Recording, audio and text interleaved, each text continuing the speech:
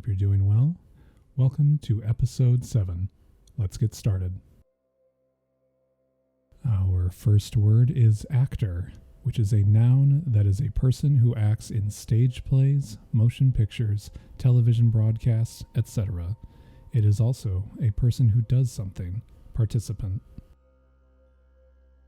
Our second word is actual, which is an adjective that means existing in fact, typically as contrast with what was intended, expected, or believed.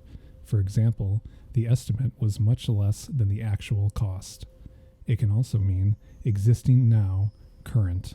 For example, the ship's actual position is 22 due east of Miami. Our third word is actually, which is an adverb that means as an actual or existing fact, really. For example, we need to pay attention to what they are actually doing. It can also mean used to emphasize that something someone has said or done is surprising. For example, they actually expected me to be happy about it. Our fourth word is actuary, which is a noun that is a person who computes premium rates, dividends, risks, etc., according to probabilities based on statistical records. Our fifth word is actuate, which is a verb used with an object that means to put into action, start a process, turn on. For example, to actuate a machine. Our sixth word is acuate, which is an adjective that means sharpened, pointed. Our seventh word is acuity, which is a noun that is sharpness or keenness of thought, vision, or hearing. For example, intellectual acuity. Our eighth word is acumen, which is a noun that is the ability to make good judgment and quick decisions, typically in a particular domain. For example, business acumen. Our ninth word is acute, which is an adjective that means sharp or severe in effect, intense. For example, an acute pain in their shoulder. It can also mean having or showing a perceptive understanding or insight, shrewd. For example, he had an acute awareness of the changing fashions. Our 10th word is adage, which is a noun that is a traditional saying expressing a common experience or observation, proverb. For example, the old adage, out of sight, out of mind. Our 11th word is adamant, which is an adjective that means utterly unyielding in attitude or opinion in spite of all appeals, urgings, etc. It can also mean too hard to cut, break, or pierce. Our 12th word is adapt, which is a verb used with an object that means to make suitable to requirements or conditions, adjust or modify fittingly. For example, they adapted themselves to the change quickly. Our 13th word is adaptability, which is a noun that is the ability to adjust to different conditions or circumstances. For example, educational institutions are switching to the new software because of its flexibility, adaptability, and ease of use. Our 14th word is adapter, which is a noun that is a person or thing that adapts.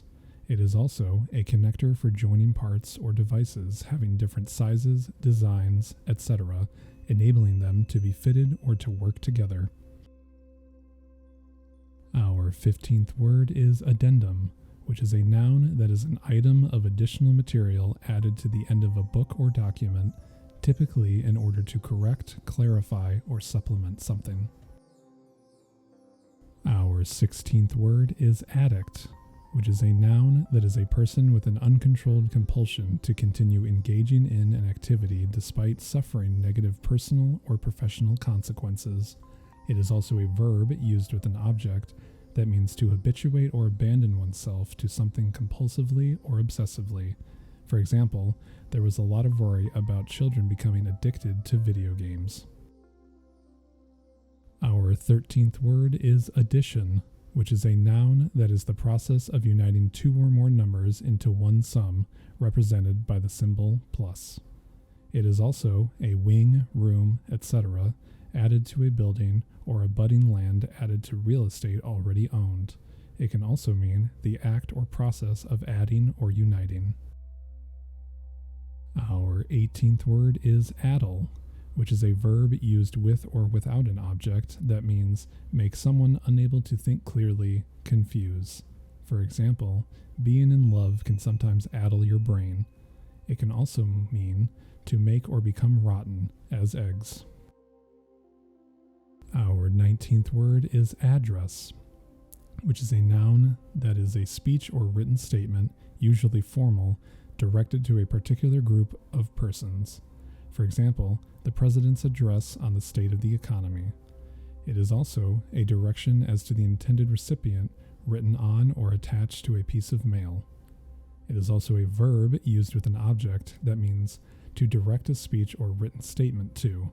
For example, she addressed the assembly.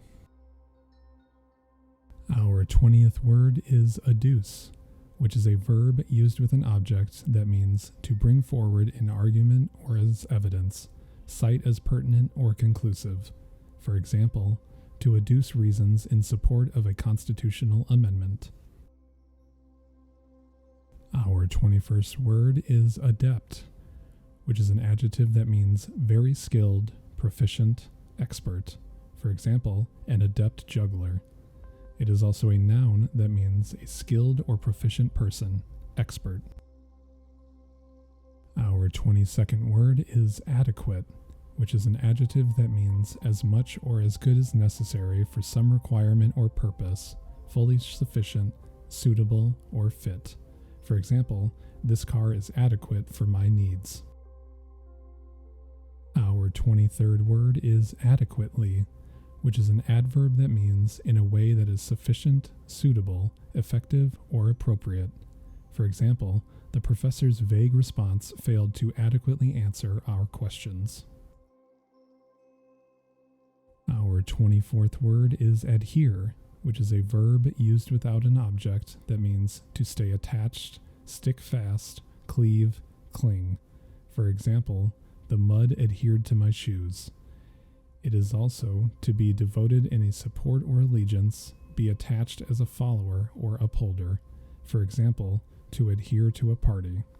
It is also to hold closely or firmly. For example, to adhere to a plan. Our 25th word is adherence, which is a noun that is the quality of adhering, steady devotion, support, allegiance, or attachment. For example, rigid adherence to the rules. Our 26th word is ad hominem, which is an adjective that means attacking an opponent's character or motives rather than answering the argument or claim. Our 27th word is adipose, which is an adjective that means fatty, consisting of, resembling, or relating to fat. It is also a noun that is animal fat stored in the fatty tissues of the body. Our 28th word is adit, which is an adjective that means an entrance or a passage. It is also a nearly horizontal passage leading into a mine. Our 29th word is adjacent, which is an adjective that means lying near, close, or contiguous, adjoining, neighboring. It is also just before, after, or facing. For example, there is a map on an adjacent page. Our 30th word is adjective, which is a noun that is any member of a class of words that modify nouns and pronouns primarily by describing a particular quality of the word they are modifying. Our 31st word is adjoin, which is a verb that is used with an object that means to be close to or in contact with, abut on. It is also to attach or append, affix. Our 32nd word is adjourn, which is a verb used with an object that means to suspend the meeting of a club, legislature, committee, etc. to a future time, another place, or indefinitely. It can also mean to defer or postpone to a later time. Our 33rd word is adjudge, which is a verb used with an object that means to declare or pronounce formally, decree. It can also mean to decide by a judicial opinion or sentence. Thank you for watching. Don't forget to like and subscribe, and I'll see you in the next episode.